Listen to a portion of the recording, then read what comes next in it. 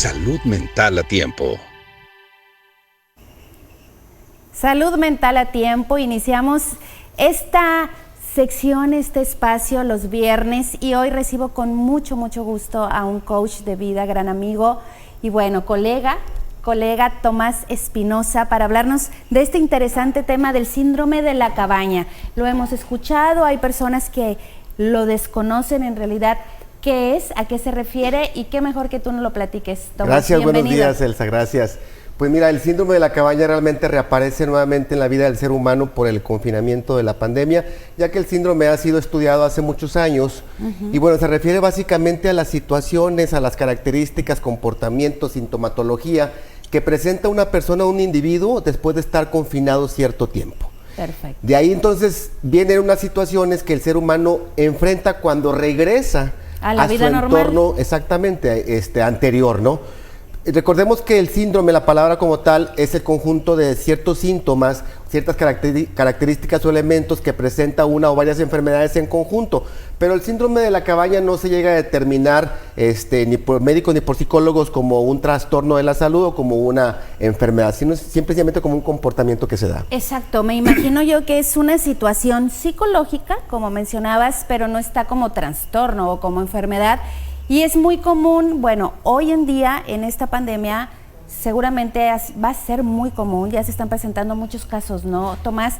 Y bueno, yo creo que es más intenso al principio, cuando la gente sufrió mucha ansiedad las primeras semanas de confinamiento, seguramente hoy lo van a poder estar padeciendo o lo van a padecer durante el proceso.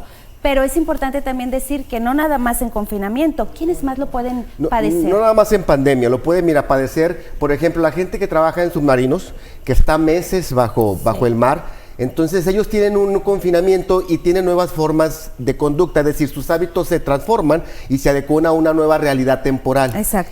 Alguien, por ejemplo, que trabaja en plataformas petroleras, inclusive, bueno, la gente que es privada de la libertad en sistemas penitenciarios, los presos, y que puedes pasar ahí desde meses hasta años, creas una nueva realidad. Esa nueva realidad te da cierta seguridad, cierto confort, de tal manera que cuando al preso le dictan una sentencia de libertad, entonces viene un proceso de angustia, de depresión, porque entonces dice, ¿qué voy a hacer en un entorno que yo no conozco, que no sé cómo haya cambiado? Y más después de muchos años. Y más después de muchos años, exactamente. Nosotros llevamos 8 meses confinados y este semiconfinamiento, porque no es tan rígido, 100, claro, como lo puede ser una persona que está presa o en submarino, puede entonces permitir que la gradualidad de la adaptación pues sea un poco más llevadera. ¿A qué voy? De que hay gente que, por ejemplo, en julio, agosto, que se abrieron las empresas no esenciales, se enfrentó a una nueva realidad, pero sí con ciertos temores y angustias. Claro.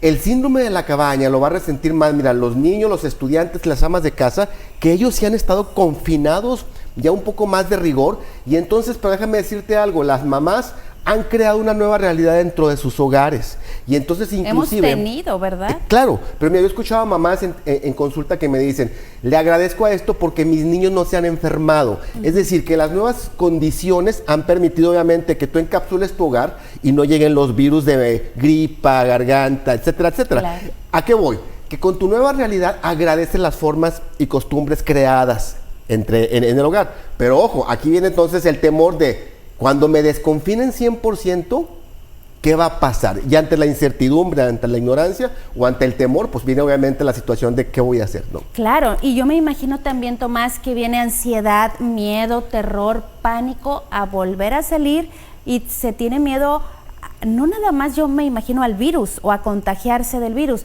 sino miedo a volverse a relacionar, ¿verdad? A volver a salir al mundo, a la sociedad, al compartir. Si ya lo está sintiendo uno en grados menores, nosotros porque salimos y tenemos que salir a trabajar, ya lo siente uno cuando alguien se te acerca un poco más de lo habitual en pandemia, uno está temeroso, cuando antes era muy común abrazarnos y besarnos, ¿no? Claro, mira, no sé si te pasa que con este rebrote de 4 semanas hacia acá, 5 semanas hacia acá, ha sido más la alerta del cuidado. Sí. Todavía en julio, agosto, septiembre, podías sin temor que la gente te pudiera acercar, pero ahorita, caray, mejor te rechazo, inclusive con familiares. Y ese rechazo inconsciente es creado por los sistemas de autodefensa que tenemos como seres humanos para preservar la salud y la vida, que son los 2 valores universales más respetados por todas las personas. Y en el caso de las relaciones, fíjate que me toca tratar a solteros que ahorita por el confinamiento y las redes sociales empiezan a conocer candidatos a pareja, por llamarlo de una manera, pero tienen el temor de tener un encuentro físico, es decir, de conocerlo. ¿Por qué? Porque ves los elementos que se pudieran dar en el encuentro físico y dicen, le tomaré la mano, no le tomaré la mano, me atreveré a abrazarla. Entonces esa parte de que está muy, muy limitada, ¿no? Qué importante es poder mencionar y hablar de este síndrome. Entonces, así como para ampliar un poquito y que la gente esté alerta, ¿cuáles serían en sí los síntomas de este síndrome? Varían de persona a persona y varía del grado de confinamiento que hemos tenido, pero si hay un mínimo de angustia, de temor hacia lo nuevo que viene, si yo salgo y voy al supermercado y entonces sí siento que no te me acerques, ya hay un grado de angustia y un poquito de grado de estrés de contacto social, y hay que empezar a medirlo. ¿Cuáles serían las recomendaciones?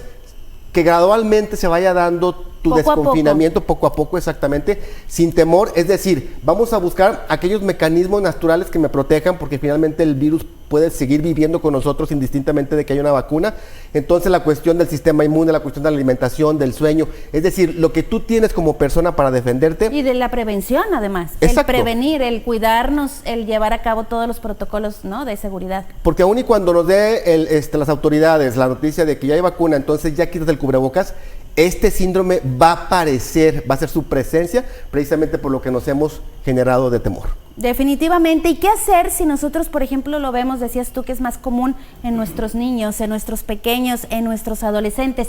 ¿Qué hacer como padres? Ahí la información que estamos generando desde ahorita de lo que es esta situación del virus, no sé cómo la hayas tratado tú con tus hijos, qué información les hayas dado, pero es fundamental y importante para empezar también a desconfinarlos. Por ejemplo, ahorita, si tú vives en tu fraccionamiento, en tu casa, en tu lugar, hay un jardín, un parque, sacamos a los niños con los cuidados, pero sin el temor, es decir, mientras más nos encerramos con esta angustia, más creamos en ellos un temor latente de que nos podemos volver a contagiar. Un temor más grande. Qué interesante tema, muchísimas gracias, no, gracias, Tomás. Piensa.